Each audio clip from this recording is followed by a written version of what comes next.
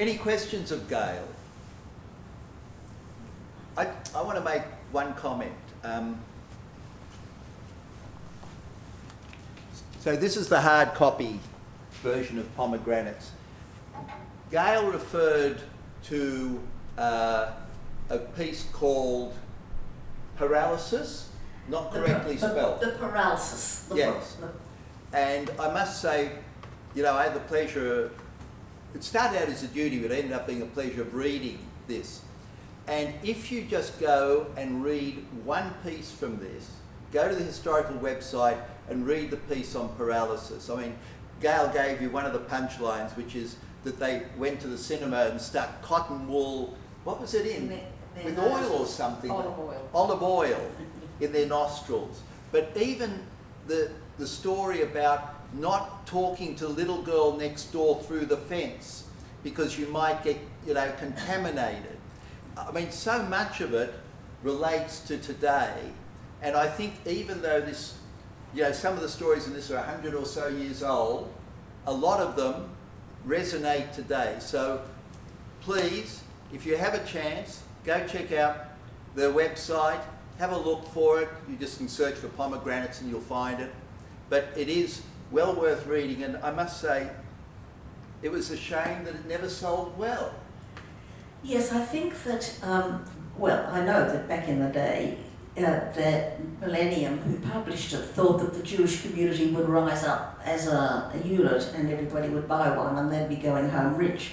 And it doesn't go like that in the Jewish community. And we didn't go out and promote it the way it's done now. That's a huge difference.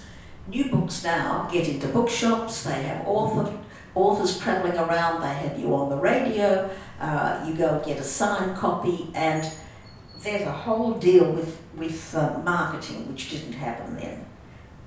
So we're doing it now this way. We're doing it this way, and the best part is, it doesn't cost you anything. Correct. Any questions of Gael? Just wondering if you've thought about doing a second edition from 1988. I like the question, and I forget his name. He wrote. He was in charge of the Jewish Museum for a short time. It was called Enough Already, and he collected a few subsequent stories or publications there. It's not a small job. First of all, who is Jewish? Secondly, finding it out. And thirdly, as this wasn't a bestseller, why would I do it again? It was hard work, as I say, not much sleep. And look, it's waiting to be put together, for sure. We are now a generation on. There is quality writing by Jews, and I think things have changed. We will have lesser historical European emphasis and more historical Australian experience emphasis. So I think, yes, there's a young person for whom there's a good job waiting. Yeah. Thank you, Gael. You touched on an answer. You just gave a partial answer then to my question, which is, if there were another one coming up, what do you think are the themes which are missing? You mentioned that the early one a little bit dated in some way. What would you expect to find, as well as the Australian history? What would you expect to find nowadays? So, what has changed, or no, not changed, developed? What's developed between 1988 and 22? Now, we've had within Australia uprisings,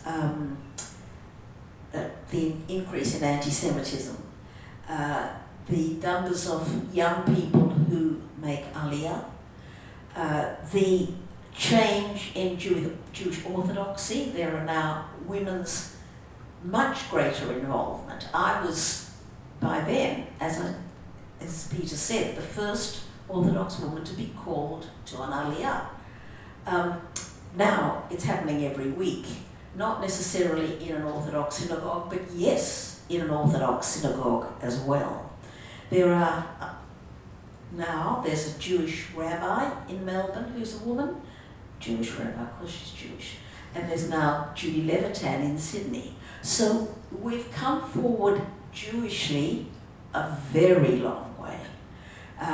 Again, the Racy Schlank, who wrote, I think at the end of the 1800s, wrote these witty poems about important things that were happening at the time, and I have no doubt there is cynical writing out there from what's going on nowadays. Now, COVID is going to be huge.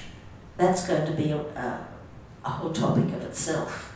So, Jews are people, and we are Australians, and we react the way Australians do.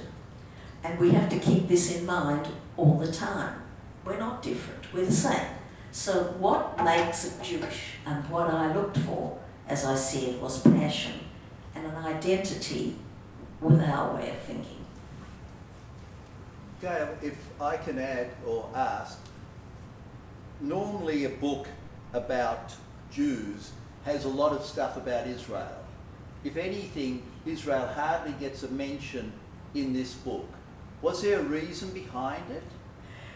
No, I looked at what was available, and so there were a lot of newspaper articles about Israel, and there were a lot of journalism about Israel, but there wasn't creative writing. There are some there. There's poems by Alan Afterman and Mark Radzina. Yes, there is mention of Israel, and there's also the historic Israel coming through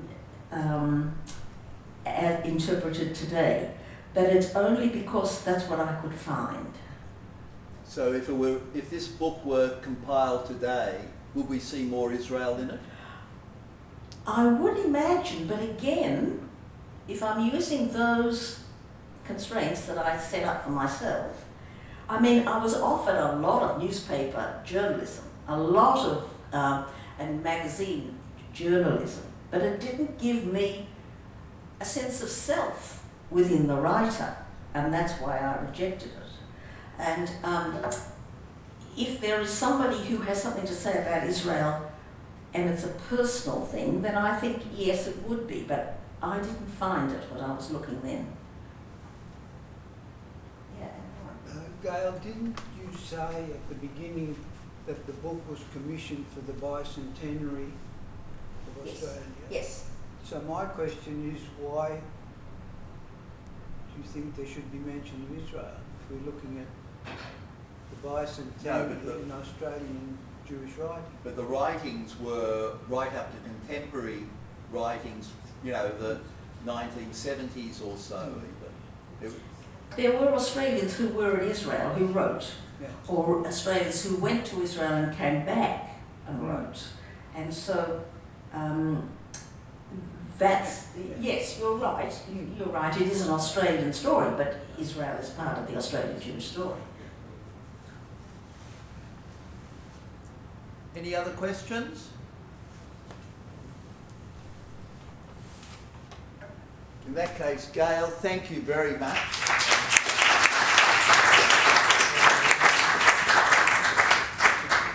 And Gail, you can have your copy back. Thank you very much. Ladies and gentlemen,